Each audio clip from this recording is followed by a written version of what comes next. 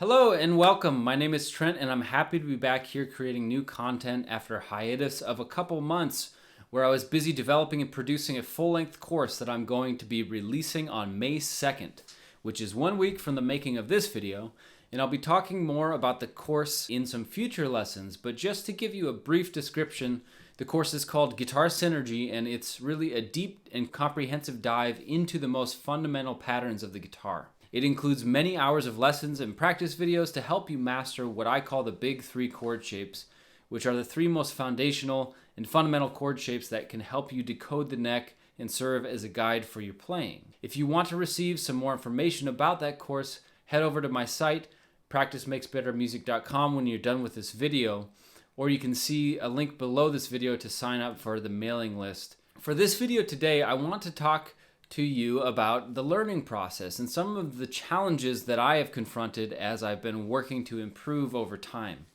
I think some of the challenges that I've faced could be relevant to you, and I want to hopefully encourage you to keep on working at it, even though it feels really tedious and discouraging at times. Learning an instrument is a very intensive process and it requires dedication and commitment because in order to make any progress, you have to come back to it over and over again, day after day, week after week, over the course of years to really get anywhere. Part of the problem, I think, is that it isn't usually very fun to play music until you have a basic level of competence, and it can just feel overwhelming.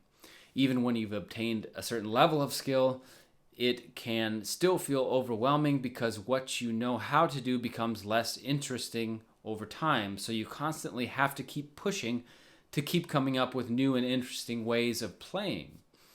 I've gone through this cycle over the years where I make some great improvements and then my practicing falls off a bit and then my skills start to seem boring and I need to push hard again to renew the feeling of excitement. So that being the case, how can you maintain a good attitude and keep working towards your goals without it being so discouraging? So imagine that we are going to chart out your skill in progress on a graph with an X and a y-axis. So the x-axis, or the horizontal line, I'll say represents time.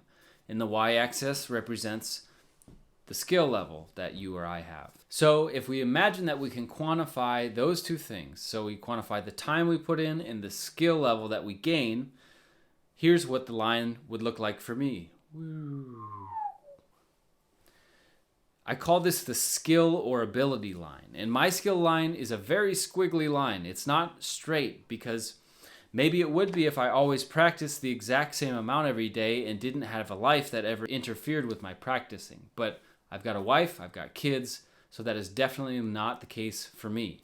Even my job, which is performing and playing music and making these videos, gets in the way of practicing sometimes. Life happens, so the skill line consists of many different peaks and troughs, or high points and low points along the way. This seems reasonable when I think about it, but the problem is that these fluctuations become emotional for me. During peak times or high points in my playing, I tend to feel really good about myself. I feel inspired, it feels natural, effortless, and smooth to play. And this usually happens in a time where I'm practicing every day and really working hard on a certain technique or topic or transcribing something cool.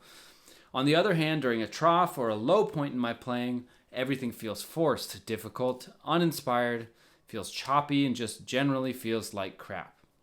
It tends to spiral then because during those times I don't even feel like practicing, and of course, not practicing doesn't make me any better. These swings are completely normal and happen to everyone in one way or another, or to one degree or another. A better way to think about this is using what I call the progress line. So my skill line is all squiggly and jumps up and down, depending on how consistently I'm practicing and what's going on in my life other than music. So the progress line, however, is a straight line that cuts through the peaks and the troughs, being kind of the average between the high points and the low points of the skill line. The progress line is more encouraging because thinking of it in this way shows a steady and measured progress over time rather than the little highs and lows of the journey. In this way, I think it actually gives a more realistic picture of where my or your skill level is at. What's interesting is that as I practice and go through the inevitable ups and downs of my musical journey, I can use the idea of this progress line to conceptualize where I'm at in a more productive way. When I'm in a low point, it doesn't mean that I suck. I'm not terrible, even though it might feel that way. I shouldn't quit. I may have just let off the gas for a little bit because I'm moving, or maybe I just had a kid, or my family is a mess and my life has just gotten crazy, or maybe I was just being lazy and watching movies all day instead of practicing. That doesn't mean that because I'm not warmed up and fired up every day that my skills are gone. The troughs or low points of today are actually higher than my peaks of 3 years ago. So putting that perspective on it just changes the way I feel in those moments and releases me from some of the overwhelm that I can feel. So understanding this cycle has really helped me be more resilient, and I think it could help you when you hit one of those inevitable low spots.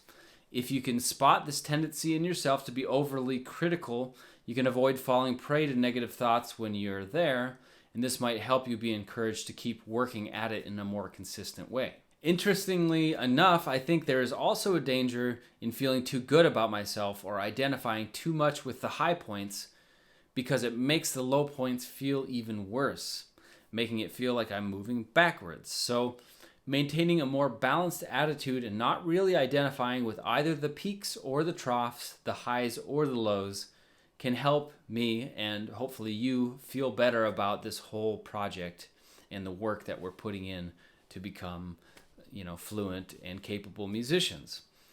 So this is a cliche, but I'm going to use it anyway. It's really a marathon. It's not a sprint. You can sprint for short periods of time, but that isn't sustainable over a long time. You can think of it as interval training, where if you're trying to get into shape to be a runner, one great way to do that is to train in intervals, not talking about musical intervals, but intervals of time, combining short periods of sprinting with longer periods of jogging.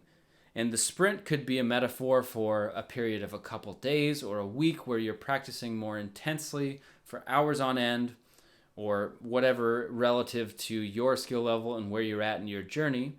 And the jogging intervals could be where you have less time. So this is a period of weeks where you're practicing a small amount every day, coming back to it regularly, but not for as long of a period of time. Alternating between these as time and motivation allows is a great way to build up strength and endurance. Anyways, music isn't about a short-term payoff. If you want a short-term payoff, then go eat some donuts or watch a movie.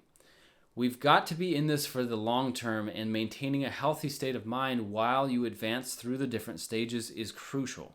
So that's why I've presented this idea of the progress line, so that maybe you can learn from my experience and my emotional instability, frankly, with this whole process.